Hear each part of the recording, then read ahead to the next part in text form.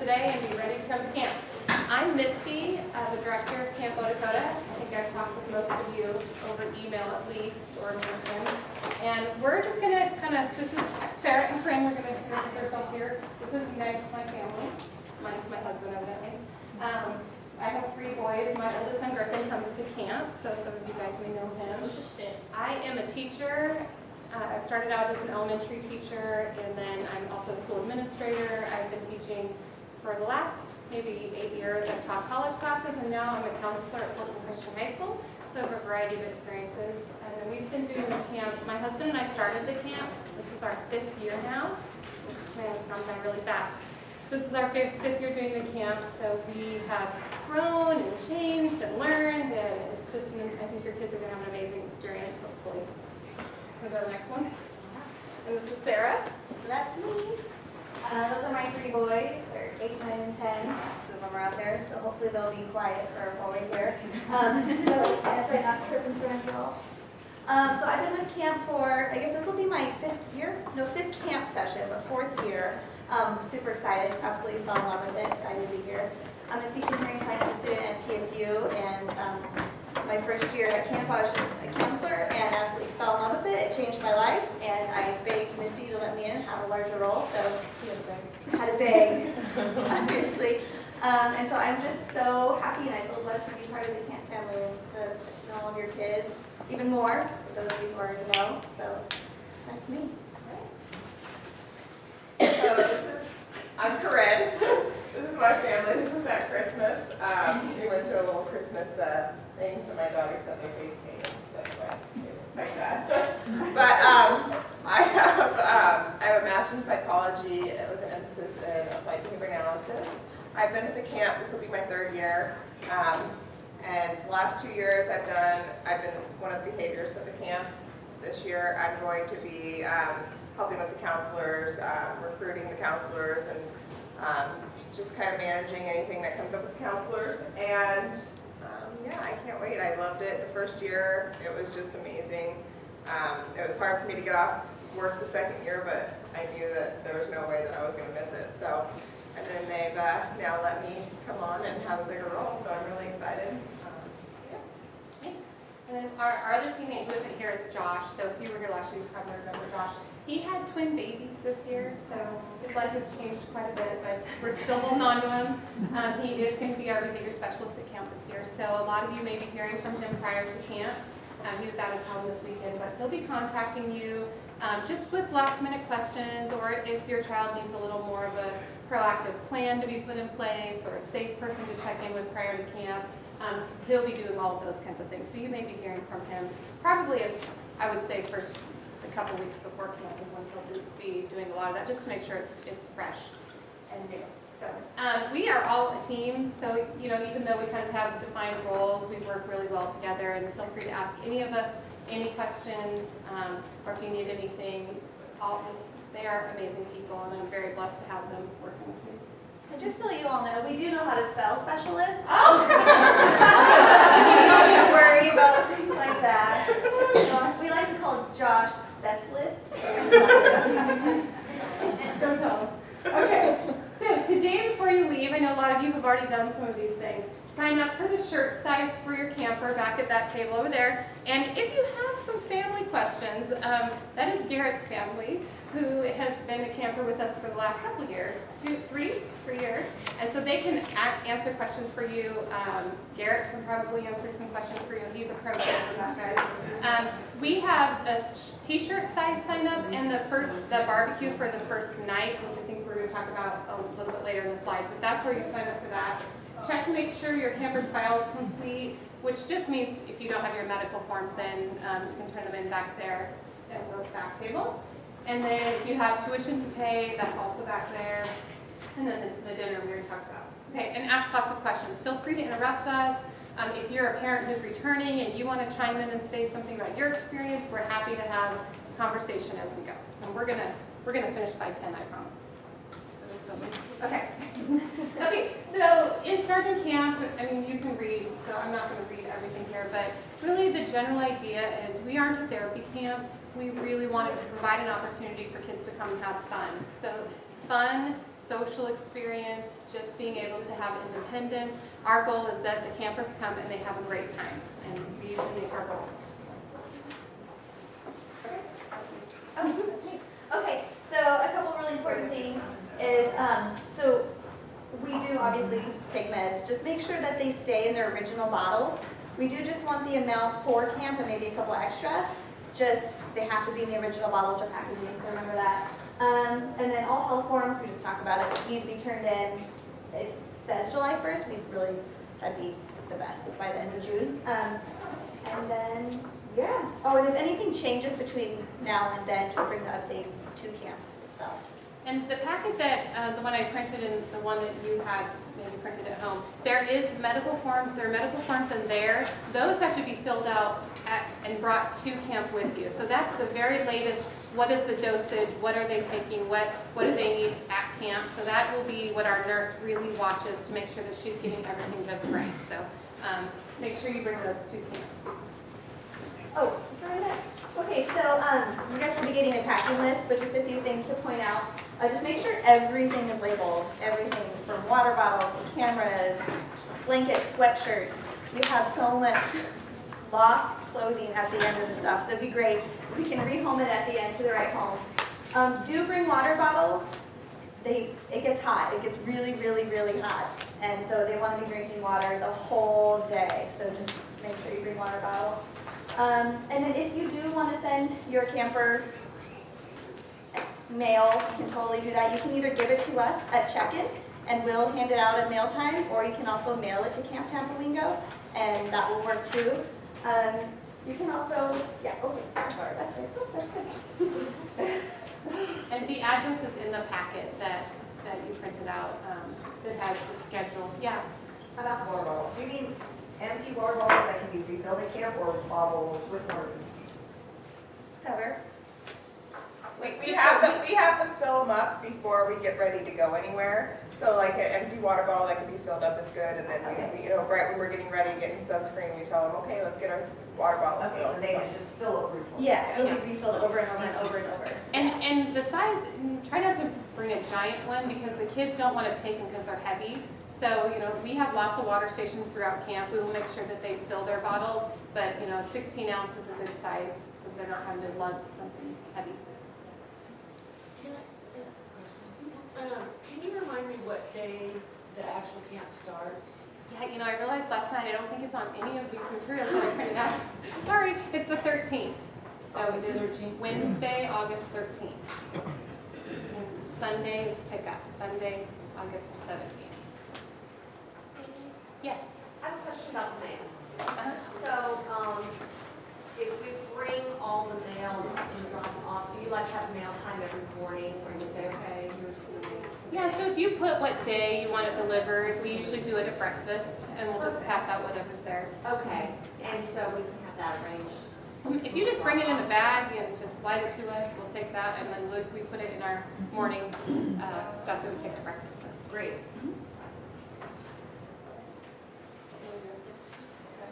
Is it me? Oh, just kidding. Oh, okay. So, we'll be contacting you a week or two, either by phone or email, just to make sure you guys feel all set and prepared. If you have any last minute questions, any special requests, don't be afraid to ask. That's what we're here for. And then every year, this is like a highlight of checking in time. Everyone creates a bunk sign, has their name, like an 8x11 paper, it can be cardstock paper. Have them write their name on it. Some people add pictures or they draw a picture, something about them. And so it's just a fun way for campers to kind of get to know each other's names, to see kind of what they're into, what their interests are. It's just super fun. So even the counselors do it. It's just great. And there's directions on the back page of your packet. Okay, so every year, that they get to swim in the pool. So they need to take a swim screen at camp. The lifeguard on duty there, or the head of the camp, Brad, he does the screening. So they have to be able to swim across the pool without any assistance, and then they have to be able to tread water for a minute. So that way they can be in the pool, they get a bracelet, so that way we know that they're safe in the pool. There's tons of life jackets there, so if they do not pass the swim test or they do not even want to take the swim test, then that is an option for them just to wear the life jacket and then they can play in the pool. There is a section in the pool that is roped off, that is the shallow end that they can go in. If they do have just the break, they can go in that without the life jacket and stay in the shallow end if they don't pass the swim test or don't want to take it. So just make sure you have your campers aware of that beforehand, that they are going to have to take this swim test. It's the camp I can't talk. Can't tell, we know. Thank you. It's their rules that we have to abide by, and so we'll be doing that each time they have it. Are we going to do it before? We'll probably do it before the first swim The session. first swim session, so that way they can come and kind of do the test. What if you passed last year? So we'll have to ask Brad that when we get to camp, but last year he did let us tell him who passed and we kept a list. So let's just hope he does again. Yeah, so hopefully if they've already passed, they won't have to do it again. Yeah. This can be very stressful for the campers, so this is something really to talk to them about. Sometimes if they can make it across the pool and back, but they don't think that they were like holding their body flat enough on the water, they might fail them. And so they really have to show that they can make it there and back pretty well. So because there's that gray area, the kids are like, wait, I made it, and so that can be stressful. So we try our best. We'll give them second chances to do the test if they want to. We'll try to do it in a small group or just one-on-one if the kid's feeling a little stressed about it, so it's not everybody watching. We'll do our best to help them. Yeah. So this is kind of like they need to be able to, you talked about putting their feet down, is that right? Yeah, they've got to be. They have to actually swim with their arms across. And it's the not pool. the full length, it's the width of the pool. Yeah. Otherwise, they just can wear a life jacket, which is good. So my son hasn't been before, but if he's on the swim team in his high school. He'll just have to swim. Yeah, he'll be fine. I mean, maybe he can They'll still make him take do the it. test and stuff. Yeah, they will make everyone take it. It's their insurance rule. They have to follow that. Any other questions? Okay, so, there's a lot of kids that might be picky eaters or have special dietary needs, so it's important that you guys review the menus so that you know what's going to be available at camp. And if you know that your child will not eat what's available, then go ahead and send an additional or an option for them to eat. Make sure you label it with their name and what day it's for. It needs to be pre-prepared. You can't send ingredients for her to do. They do have a lot of options that are gluten-free. Let's go to the next slide. But they do, if you want them to have snacks, we can do snacks or at snack time. But it will all be kept in the kitchen. There's no food in the cabins. So they have to have it there and they can get it at that time. There's no pop or candy. They will have the chance at the store, which we'll talk about in a minute, to be able to purchase that 1 or 2 times during the camp. So if they do have a special diet, gluten-free, their food needs to be labeled and brought to camp. They do have a lot of options though for gluten-free. I know I'm gluten-free, so I have to do that one, so there's always an option for me at every meal. There's pizza, fresh toast, grilled cheese, waffles. They have a lot of stuff that you can get if you are gluten-free. But if you know that they aren't going to have, or if your child won't eat it, then go ahead and send something that they will eat and just let us know. Make a menu for them, a schedule for what they're going to want. And what she wants you to do is put it on this menu. So this is our camp menu. So if you are packing separate food, she wants you to put their name on it and label it on the day when you want that meal to be delivered to them, and then also label it on the meal so she has, can double check to make sure she's giving them what you had planned for them to eat at that time. And then I listed down here at the bottom which things are available for gluten-free. There's also this diet form, the alternative dietary request form. They don't do alternative diets, but if there's an allergy, we certainly are going to avoid, making sure that you want to make sure that your child doesn't get that food. But also, this is what they will need in order to order the gluten-free items that they have. They have to order them special for the amount of kids who are going to be eating them at camp. So make sure that you send me this if your child is going to be using the gluten-free options or if they have any allergies. There's also a lot of the products that a lot of the food that they serve there is processed in factories that have peanuts. So if you know that if your child does have a strong peanut allergy, then you will want to be sending your own food just to make sure that you avoid that. One of my favorite things about camp is actually the food is really good. It's It's delicious. ridiculously good for camp food. I mean, we have a lot of campers here. It's good, right? It's awesome. And what's great about it is a lot of picky eaters will come and, you know, so you pack all their meals and they're set and everything, but they end up wanting to try our meals and they end up liking it. So don't be surprised if they come home and they're like, oh, we tried this, and they're requesting something brand new. Randy? Yeah, I just want to testify. Some pretty picky eaters, if we bring food for them, I often come back and Yeah. we get back what we brought. Yeah, it's really good. It's really good. And Jane and Brad they run Camp Tepelvingo, which is the facility that we rent. And Jane, it is her mission in life, I think, that everyone eats and that everyone's happy. She bends Full. over backwards too. If they're having a meltdown because the pizza's the wrong shape, she will go and cut a new pizza or cook something different. I mean, she makes sure that the kids have what they need. So when you check in, if your child has dietary needs, you'll meet her and she will talk with you, and then she will connect with your kids. She sees every kid who comes through the line, and she watches. She makes notes and she watches and checks in with them. So they will eat. We'll make sure they eat. They'll be hungry. Yeah. So, I'm just trying to figure out the gluten-free. So, like it says on Wednesday, s'mores and pretzels, so those are both with gluten. So if I wanted to get my own gluten-free graham crackers, I just pack them, like, and then, like, the day, Friday that there's brownies and popcorn, I know he's gonna be like, everybody else is eating brownies. So if I bring my own gluten-free brownies, I just put those two in a bag and label them with his name on and bring them the first day? Yep, and she'll keep track of when we're doing that, and she'll give it to him at the right time. So when she brings out the tray, she'll have his, separate and say, oh, here you go. So that he has the same thing.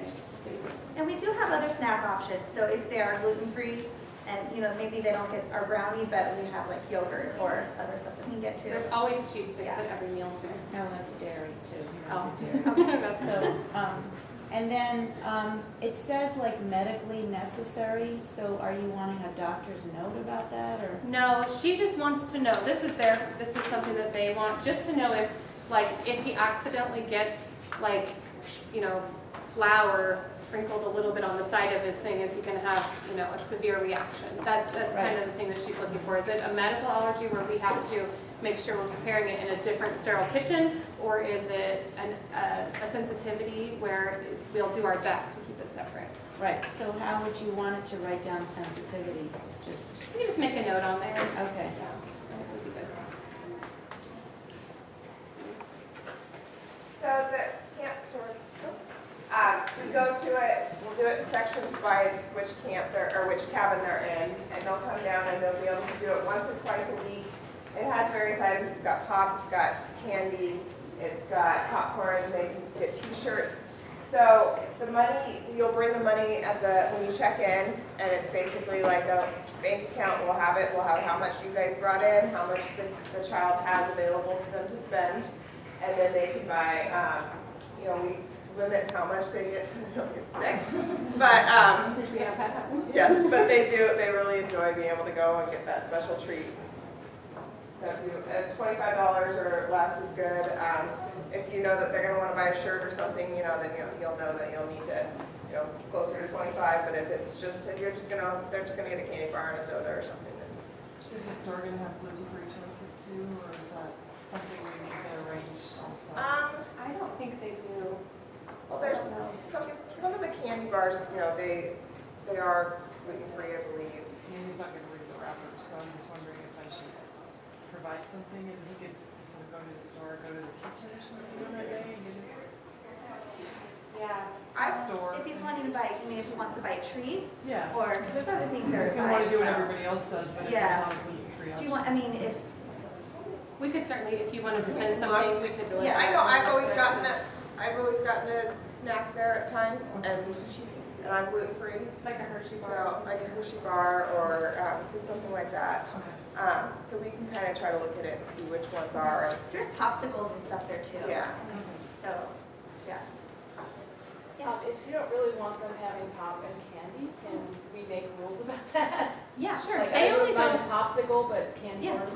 they go one time, but if there's a restriction that you want us to know about, just let us know on the first day. Okay. And we'll just tell their counselor that when they go to have them choose something different. And not all the kids choose popping candy. Some of them just want a t-shirt or a hat or something different, but some of them do because it's the one time all week that they get to splurge.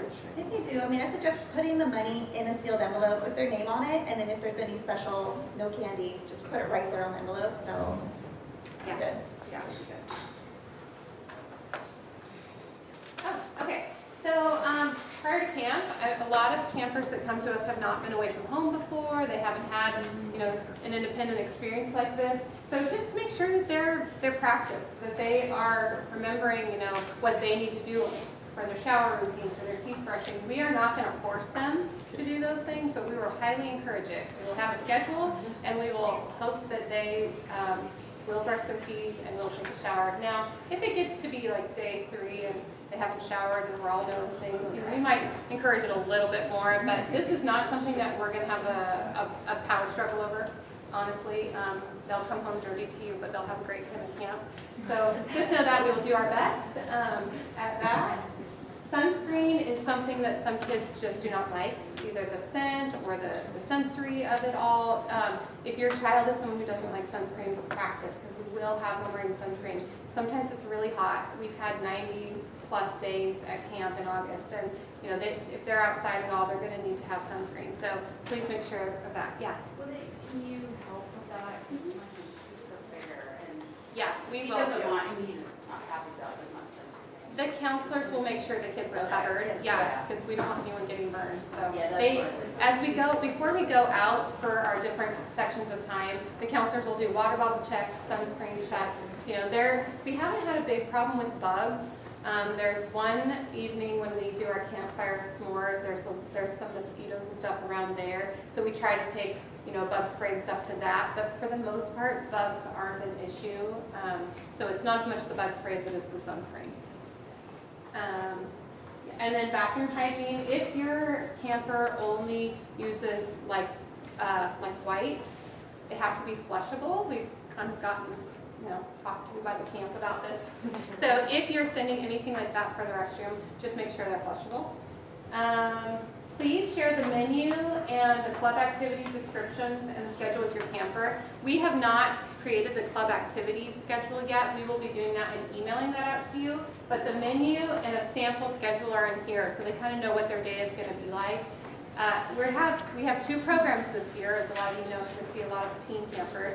We are starting a teen program this year for our high school campers, and we were able to get 4 yurts, so we're very excited to start our new yurt village, where we'll have 20 kids in that program. We'll have 5 girls and 15 boys, and they are going to be doing different activities. So they aren't going to be on the same schedule as the general campers. They're going to have a completely different schedule. We'll do more group activities. They're going to have their own things to do. The only time they'll really be together is during our evening program, which we do 7-ish at night. We usually have a special guest one night. We have a carnival one night. We are having 2 nights of talent show this year. One night of performing movies, and 2 of our amazing counselors, Austin and Josh, they wrote a play of murder mystery last year, and they performed that, and they're doing it again this year. So we're gonna Epic, right? yeah, it's a highlight. It's awesome.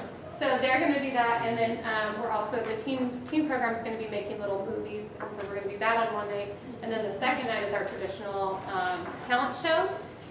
Do we have that somewhere else in here? Talent show?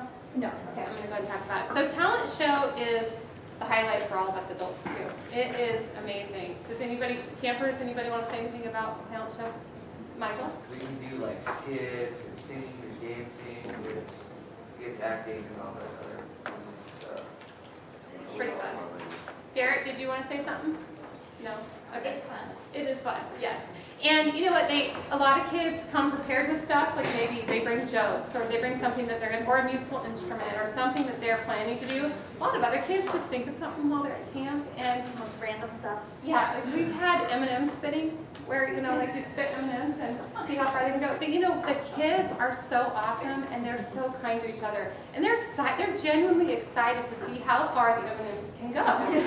Really, and they clap, and they're supportive of each other, and it's an amazing time for all of us to see how great. Every one of the kids that come to camp, they're just good-hearted kids, and they, you know, sometimes they get caught up in whatever stress is around them in life, but when at the heart of it, they're just good kids, and they want to be good friends, and they are good friends to each other. So I think that's what makes it all so magical for them and for us. At camp, yeah.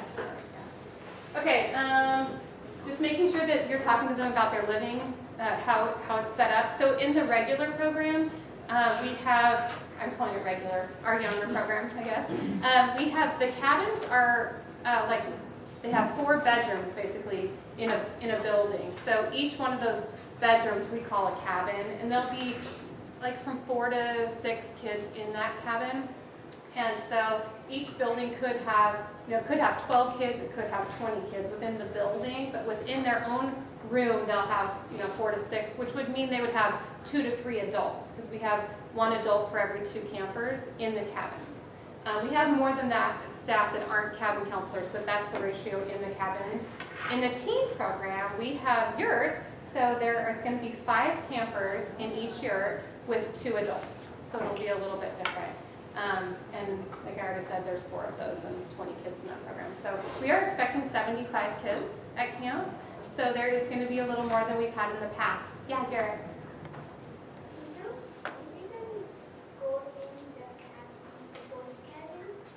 Are there girls and boys cabins?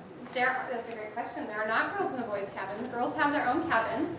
And in the teen program, there's 1 cabin of girls. And in the younger program, there are 2 cabins of girls. So Except for the girl counselors. There will be a few girl counselors like that's probably what he's asking. Yeah. Yeah, sometimes, good point, thank you. Yes, sometimes, especially with the younger groups, we do have female counselors in with the male campers. Because we have a really, I mean, we would need like 40 guys.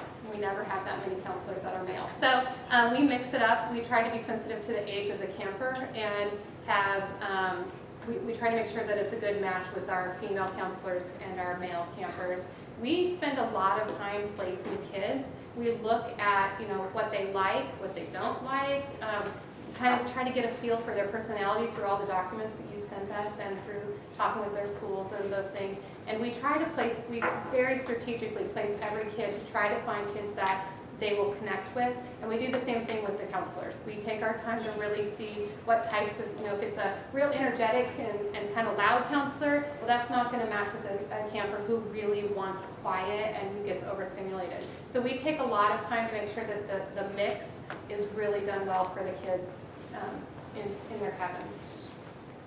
Is it still me? Still going. Okay. So this is really important, and this is also in the packet, but Camp Odakoda, we used to be Camp Quest. Camp Odakoda is no teasing zone, and we enforce this. We post it all over. We talk to the kids about it. We don't tease. You know, a lot of our kids feel bullied in a lot of places in the world, and we just want to make sure that they are never feeling unsafe or never feeling bullied at all at camp. And so we will say, hey, you know what? A lot of times what will happen is a camper will kind of say a joke, and another camper will, you know, kind of look at them, and we'll just remind them, hey, it's no teasing zone. Even though they're kind of joking, sometimes those things can be misread. And so we have fun, and we joke around, but we try our best to make sure that no one is feeling teased, and we enforce that with the campers. Yeah, so it's safe and fun, even if they're annoyed by each other, which they sometimes will be. When you get a lot of rigid personalities together, there are going to be, you know, kids who rub each other the wrong way, but we have lots of adults and lots of space. So we just make sure that we problem solve that and help the kids have the most fun that we can. There will be no profane language or actions allowed. This means saying or acting like they're going to hurt themselves or others. Any camper who displays violent behavior will be sent home. So, you know, I will call you. We will try to work through it. We will put a plan in place. We'll really we will really evaluate whether it was a heat of the moment, I'm angry, I hate you, whatever, or whether we feel like the camper is too stressed. And we have not had this, maybe once we've had this happen, but it was more that the camper was overwhelmed by camp, and that kind of behavior came out. But we can't tolerate that at camp. We want to keep all your kids safe.